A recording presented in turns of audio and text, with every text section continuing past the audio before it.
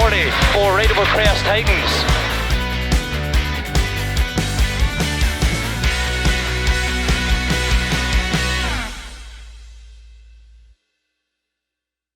Here we go again then, one of our favourites here at Special Stage. Once again, crews from the UK and Ireland descending on the Isle of Man for the Master Pixel Media Manx National Rally. A challenging two-day event over some iconic stages. Before the action got underway, there was time for one of the visiting crews, the Legend Fires rally team, to visit a local school and let the children take a look around the fantastic Fiesta WRC before it hits the stages. Great to bring rallying to a new generation of potential rally fans, marshals and competitors here on the island.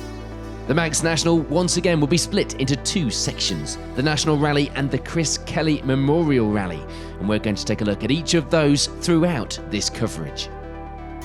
Jason Pritchard then leads the crews away in the National Rally, a formidable competitor here, no stranger to a good result on the island, and he will be followed by a number of previous winners and champions, all looking to take victory this weekend on these famous lanes. Let's head out onto those lanes then for the first day of action, and the stages start in the daylight before a second loop sees the crews take on the dark. And as predicted, it will be the lead for Jason Pritchard and Phil Clark at the end of the day. Clearly, they've been eating their carrots. They reached the overnight service with a comfortable lead of 1 minute 40 seconds. Winners of last year's PokerStars Rally, Jamie Jukes and James Morgan, would start the event well this weekend. They were making changes to the setup as they went along, trying new things in the continued development of this car, and they end the day second overall. Those setup changes clearly doing the business. The local crews are always ones to watch here, and the fastest of the locals at this stage were Andrew Dudgeon and Joe Dooley. They were getting everything they could out of that older spec car, pushing it so hard, and it was paying off. Third overall at the end of the day. The eagle-eyed ones among you may have noticed that we were missing previous Manx champions Dan Harper and Chris Campbell from the leaderboard. They were nursing some damage on the side of the Mini, eventually calling it a day, having to super rally for day 2. And after that inspirational start to the weekend, we lose John Stone and Jack Morton, the turbo braking on stage 6 of the rally. Such a shame after the pair were looking visibly quick over the stages this evening in that Fiesta.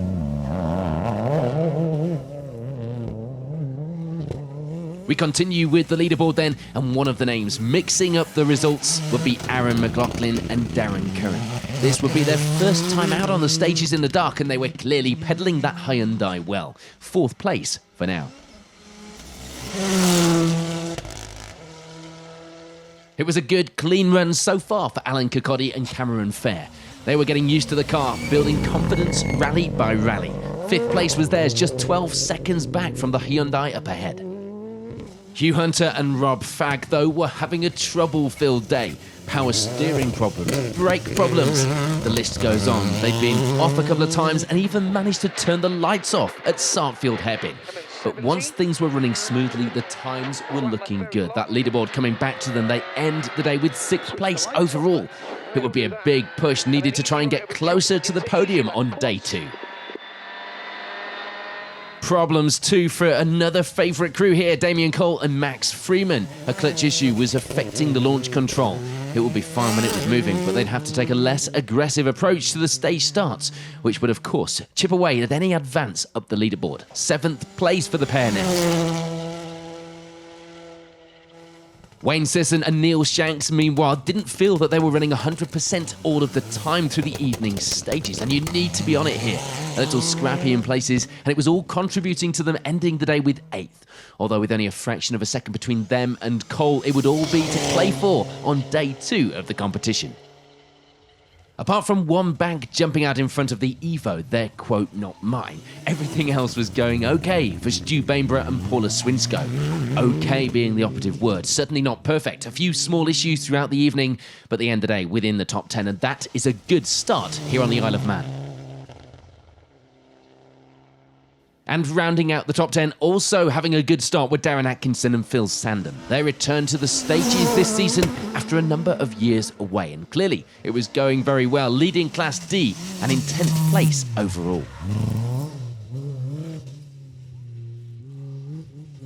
Behind Atkinson in the class and overall leaderboards would be George and Graham Collister, the BMW pair having a good time out there on the stages and taking second in the class, 24 seconds back from Atkinson.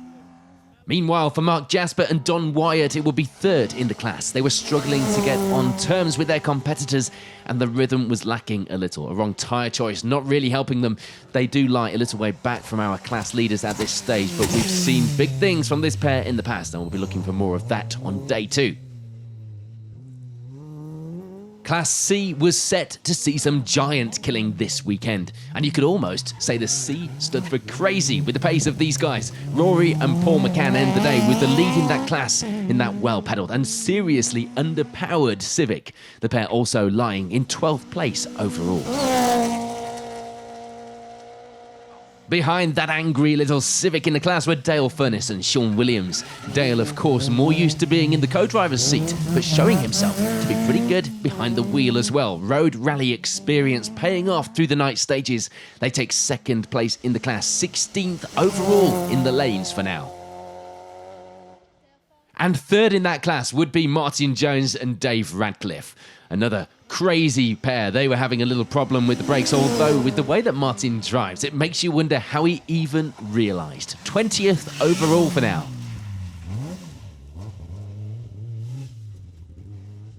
In Class B, it will be the lead for Ridian Daniels and Thomas Whittle, clearly trying very hard in that C1 Max, and it was paying off as well, just over a minute's lead at the end of day 1.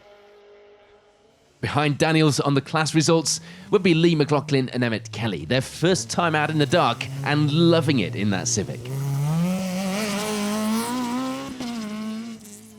And for Richard Hill and Perida Davies, it would be third in that class. A little bigger the gap back to this position, but still going well on the overall leaderboard in 24th.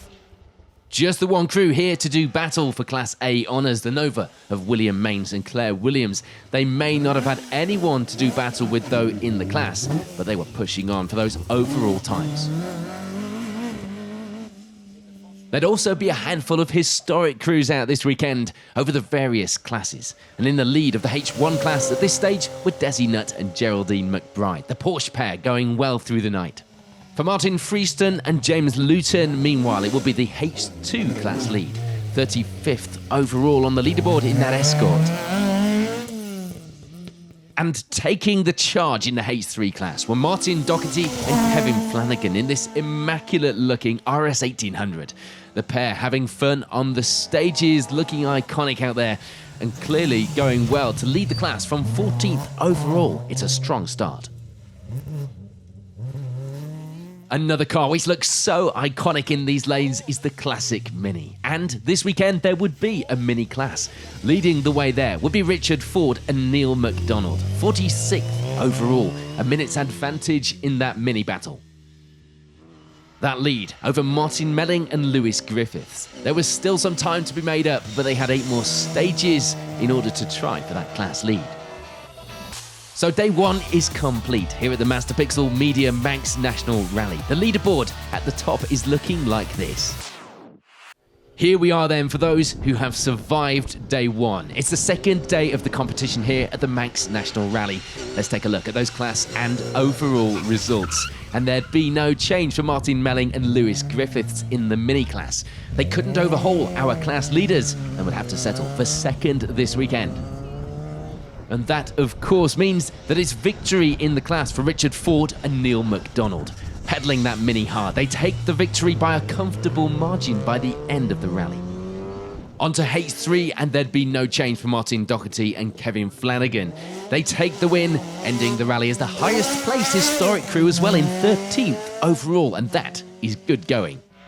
For Martin Freeston and James Luton, it will be the H2 class win.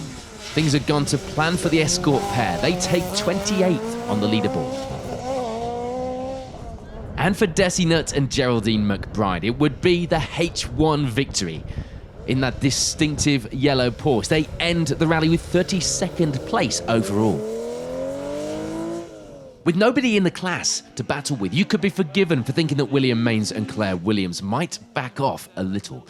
But that wasn't to be the case, even getting the car right up on two wheels at one point in their bid for overall leaderboard positions. That, of course, means they take the class victory this weekend, but they also finish in 29th overall for their efforts. In Class B, it will be third at the end of the rally for Malcolm Davey and Paul Slingsby. A good, strong and clean event for the Escort pair in 27th overall. Just ahead of them in the class were Richard Hill and Peredur Davies. A few positions higher up on the overall leaderboard, but second in the class was theirs this weekend.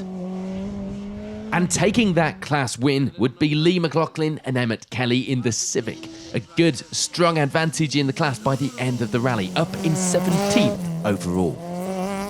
And there'd be frustration in Class C after a great run for Rory and Paul McCann. Engine problems that started at the end of the last stage on day one would catch up with them, following them into day two and meaning an early event finish. So it would be all change in that class then. We see William Hill and Richard Crozier stepping up and taking advantage of our class leader retirement to take third in the class by the end of the rally. No change for that second place. Dale Furness and Sean Williams remaining consistent, keeping that pace up. And while the changes were going on around them, they held firm, ending the rally with second in the class, 16th overall. And if you've been doing your maths, you'll know that that means for Martin Jones and Dave Radcliffe, it would be the Class C victory. Clearly, the pair were trying right to the finish. The car, as ever, looking like a bit of a handful to control, but Martin keeping it pointing mostly in the right direction, taking a 42nd advantage in the class, 15th overall. There'd also be change in Class D over the second day of the rally. Chris Wheeler and Sean Leyland having a good run to end the day with third in the class as well as 21st overall. George and Graham Collister would be second. They were a little way off our class leaders, but going well nonetheless, ending the rally just outside the top 10 overall with 12th. The attrition, though, would not be over. We lose David Hardy and John McCulloch when they roll the car on stage 15, so close to the end of the rally. The pair had started to get used to the car as well and were putting in some good times. We move on to our Manx National Top 10 then, and it would be Stu Bainborough and Paula Swinsko taking that 10th place at the finish. It hadn't been straightforward, in fact anything but they had made it to the end, something that was always welcomed in that Evo 6. For Wayne Sisson and Neil Shanks, it would be 9th overall. The Evo pair disappointed with that finish and probably looking back, knowing where some of the time had gone. But they do get to the end of the rally. Some good times on the board, some good pace and a good finish. Meanwhile, it had been a great weekend for Darren Atkinson and Phil Sandham. Right there in the fight. They end the rally with the Class D victory and a fantastic 8th place overall. Fastest indeed of our two-wheel drive crews on the overall leaderboard. They'd been trying so hard, as this overshoot on stage 12 shows. They end up quite a way up the escape road, losing a handful of seconds, getting things pointed in the right direction again.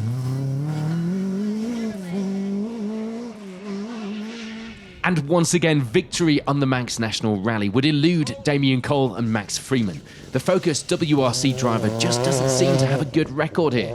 One of the few rallies he hasn't managed to tame. For this year, there will be no conquering these Manx lanes. It will be 7th overall. That attempt to get victory here in the Isle of Man would have to wait for another year. It had been a great weekend, though, for Aaron McLaughlin and Darren Curran. 6th place would be theirs at the finish, a new name in the mix at the top of the Manx National results, and they were showing that they had potential for a podium finish on their return to these stages, assuming that they now, as people usually do, had the bug to return to the Isle of Man. Things had gone to plan, meanwhile, for Alan Kirkcaldy and Cameron Fair. 5th place overall at the end of the rally. Some good times in that Fiesta R5, and they were really getting to grips with it now. They'd hopefully be looking for those podium positions on these famous stages before too long. Square right. And left 1 over forward. Square right, don't cut. Into left 5, right 4, 40. left 5 and... After those problems on the first day of the competition, damage limitation had been the name of the game for Hugh Hunter and Rob Fack. They did the best that they could after those problems, and the times when things were going well would have seen them fighting at the top of our leaderboard. For this year, though, it wasn't to be, the pair settling for 4th place at the end of a tough weekend. We move on then to those all-important podium positions, and there wouldn't be much change. Andrew Dudgeon, Joe Dooley managing to hold off any advance from behind to take that final step on the podium this weekend with 3rd. Despite having designs on catching our rally leaders, the pace just wasn't there for Jamie Jukes and James Morgan. They didn't really think that they could do any more and settle for that 2nd place. Happy in the knowledge that they were the best of the rest and showed that they did have the pace at least to be fighting at the top of the results once again here on the Isle of Man. But taking a convincing victory this weekend were Jason Pritchard and Phil Clark. Another win to add to the collection. Perhaps for next year's event they could bring the historic escort and level the playing field a little. So confirmation then of the final results here at the end of the Master Pixel Media Manx National Rally 2019. An iconic event on famous stages that has once again delivered. Next up, a roundup of all the action from the Chris Kelly Memorial Rally here on the Isle of Man.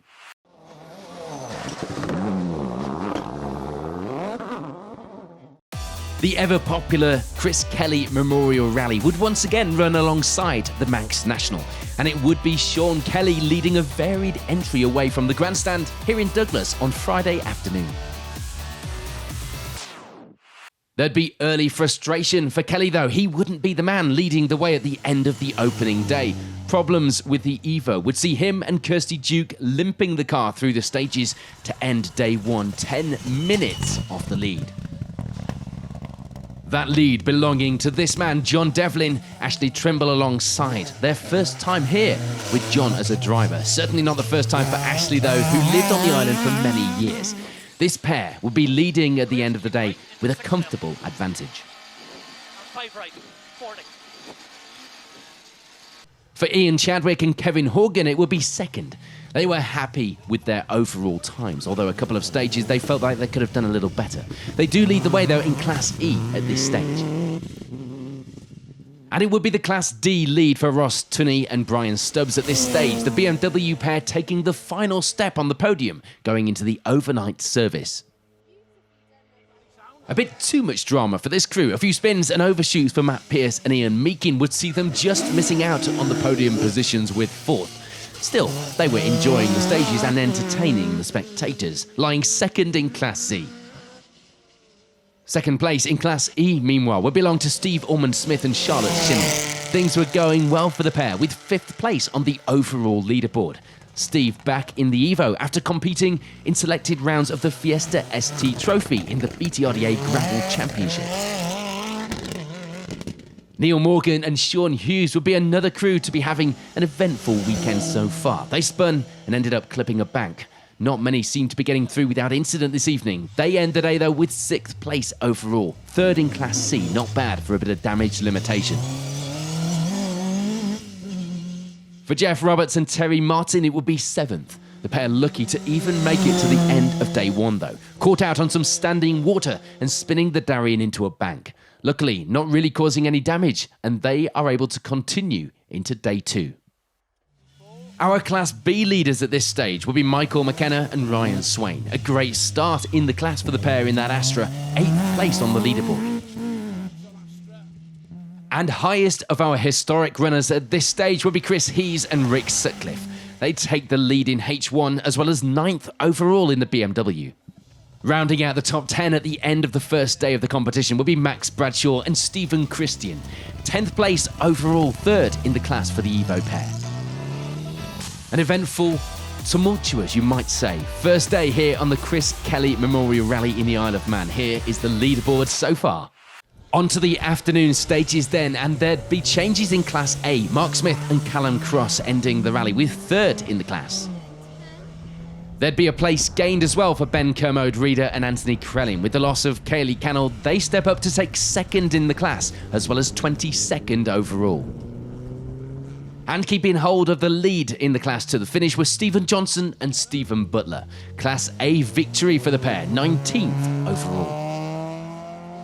In Class B, it would be third place for Drew Struthers and Ian Thorburn. The Citroën C2 pair ending the rally with 26th on our overall leaderboard.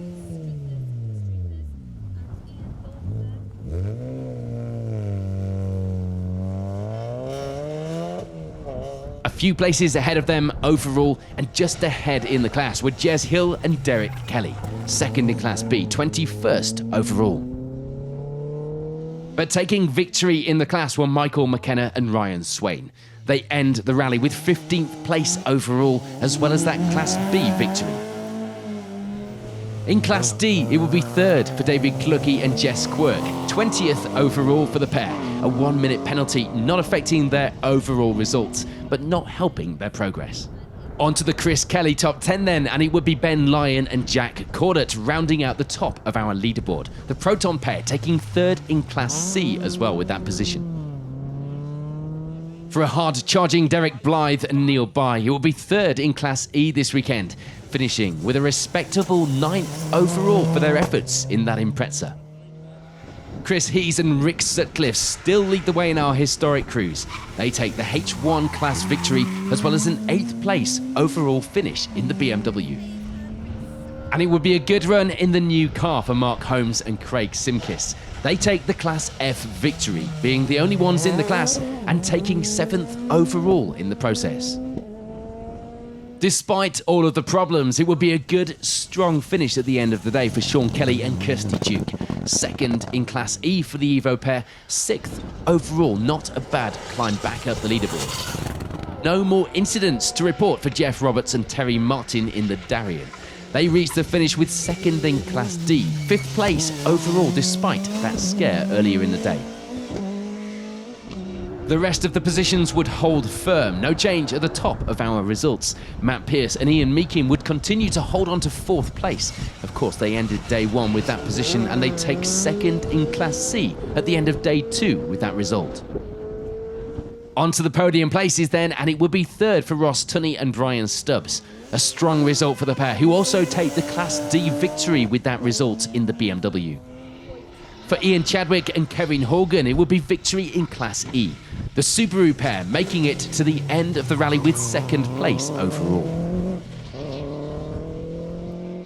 But taking victory this weekend on the Chris Kelly Memorial Rally would be John Devlin and Ashley Trimble. A convincing victory for the pair, no doubt, with that local knowledge helping along the way. A good, clean drive and some entertaining driving all weekend.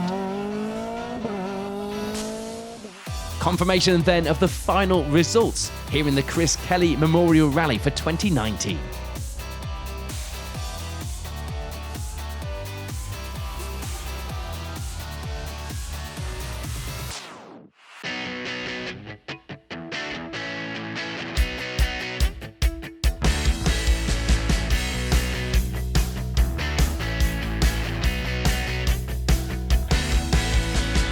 Care 40 for Rateable Crest Titans.